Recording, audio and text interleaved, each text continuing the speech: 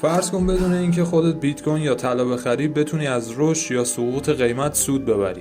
این دقیقاً کاریه که ETF ها برات انجام میدن و اگه ندونی چطور کار میکنن داری یکی از قدرتمندترین ابزارهای دنیای سرمایه‌گذاری رو از دست میدی.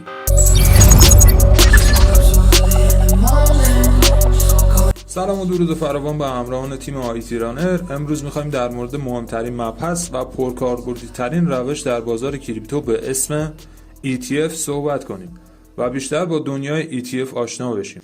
قبل از شروع آموزش خوشحال میشم که ویدیو رو لایک کنید و کانال یوتیوب رو سابسکرایب داشته باشید. بریم سراغ مبحث ETF ها یا همون صندوق های قابل معامله در بورس یکی از جذابترین ابزارهای مالی هستند که هم در بازارهای سنتی و هم توی دنیای کریپتو کاربردهای زیادی دارند. خیلی از سرمایه‌گذارا مخصوصا تازه واردها وقتی اسم ETF رو میشنون فکر میکنن با یه ابزار پیچیده طرفن، در حالی که اگه واقعا اونو درست بشناسن میتونه یکی از ساده ترین و امن‌ترین روش‌ها برای ساخت پورتفوی باشه.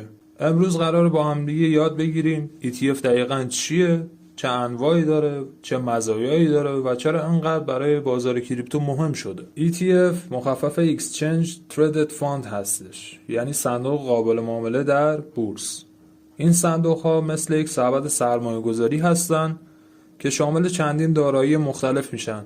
ممکنه شامل سهام های شرکت هم باشن، مثل طلا، نفت، اوراق قرضه یا حتی بیت کوین. تفاوتش با صندوق های معمولی اینه که ETF ها مثل سهام در طول روز در بازار بورس معامله میشن، یعنی هر لحظه میتونی اونها رو بخری یا بفروشی. نکته جالبش اینه که ETF بهت اجازه میده به صورت غیر مستقیم در دارایی‌های خاص سرمایه گذاری کنی بدون اینکه نیاز باشه خودت اون دارایی رو داشته باشی. مثلا برای خرید ETF بیت کوین نیازی نیست خود بیت کوین رو بخری، بلکه سهام از صندوق میخری، یک سهامی رو از صندوق میخری که پشتوانش بیت کوینه. ETF ها اهمیت فوق‌العاده‌ای دارن چون دروازه ورود سرمایه‌گذاران بزرگ و سازمانی به بازارهای خاص هستن.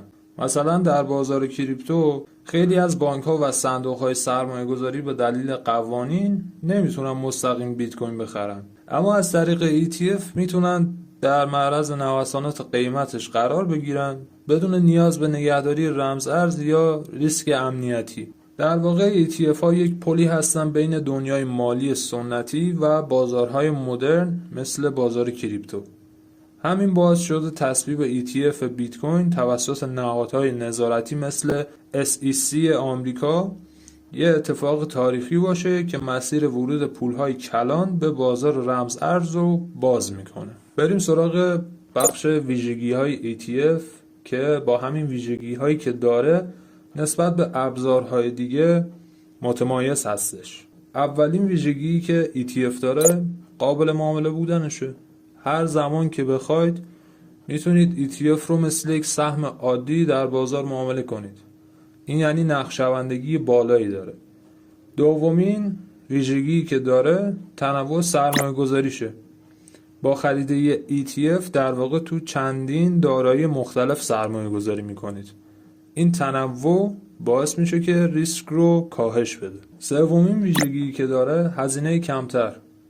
در مقایسه با صندوق‌های سرمایه‌گذاری سنتی ETF ها کارمزد کمتری دارن. چهارمین ویژگی شفافیتشه. ترکیب دارایی‌های داخل صندوق معمولاً به صورت روزانه منتشر میشن.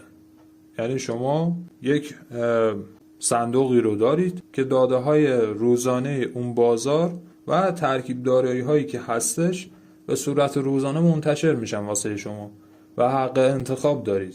پس همیشه میدونید در چه مسیری سرمایه گذاری کردی. پنجمین ویژگی که داره انعطاف پذیری بالا.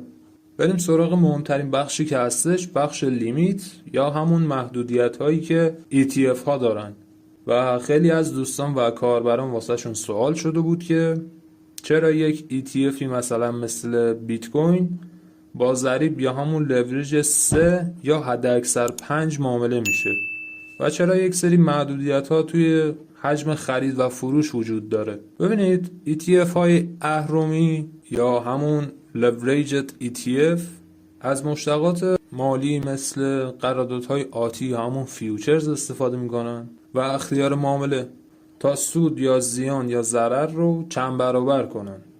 مثلا ETFی که ضریب 3 هستش ماکسیموم یا همون حد اکثرش، از ابزارهای استفاده میکنه که بازده روزانه بیت کوین رو 3 برابر میکنه. اما چون این صندوق‌ها باید هر روز موقعیت خودشون رو تنظیم کنن، توی بخش‌های قبلی هم بهش اشاره کردیم، ریسک نوسانات خیلی بالایی میگیره. برای همین صرافی‌ها و نهادهای نظارتی محدودیت‌های روی اهرم‌ها یا همون لورج ها میذارن تا نوسانات شدید یا خطرات لیکوید شدن رو کمتر کنن و جلوگیری کنن ازشون. در واقع محدودیت‌ها نه برای محدود کردن کاربرها، بلکه برای حفظ ثبات بازار و امنیت سرمایه‌گذار انجام میشه. بریم سراغ بخش بعدی. بخش بعدی انواع ETF هستش. ETF ها انواع مختلفی دارن که هر کدوم هدف خاصی رو دنبال میکنن و چند نوع مهمش رو با هم دیگه مرور میکنیم و بهشون اشاره میکنیم. اولین ETF که هستش ETF شاخصی یا همون ایندکس ETF. بازده یک شاخص خاص رو دنبال میکنه مثل S&P 500 یا بازار نزدک. و دومین ETFی که هستش ETF ارزی یا همون کارنسی ETF، برای دنبال کردن نرخ ارزها طراحی شده مثل بیت کوین، اتریوم و دیگر اسست هایی که توی بازار کارنسی یا همون کریپتوکارنسی هستن. سومین نوع ETFی که هستش توی ETF هایی که نام بردیم ETF اهرمیه یا همون leveraged ETF. با استفاده از اهرم یا همون لورج تلاش میکنه سود یا زیان رو چند برابر کنه. توی بخش قبلی هم بهش اشاره داشتیم، راجع به لورج یک سری توضیحات رو دادیم. و چهارمین نوع ETFی که هستش اینورس ETF یا همون ETF معکوسه. این نوع ETF برعکس بازار عمل میکنه، یعنی وقتی بازار میریزه این به شما سود میده، مثل همون معاملات آتی یا فیوچرز هستش که شما از ریزش بازار و حرکت‌های نزولی هم میتونید سود ببرید و سودتون رو دریافت کنید از اون حرکت‌های نزولی. بریم سراغ کاربردهای ETF ها در بازار کریپتو چند کاربرد مهم دارن.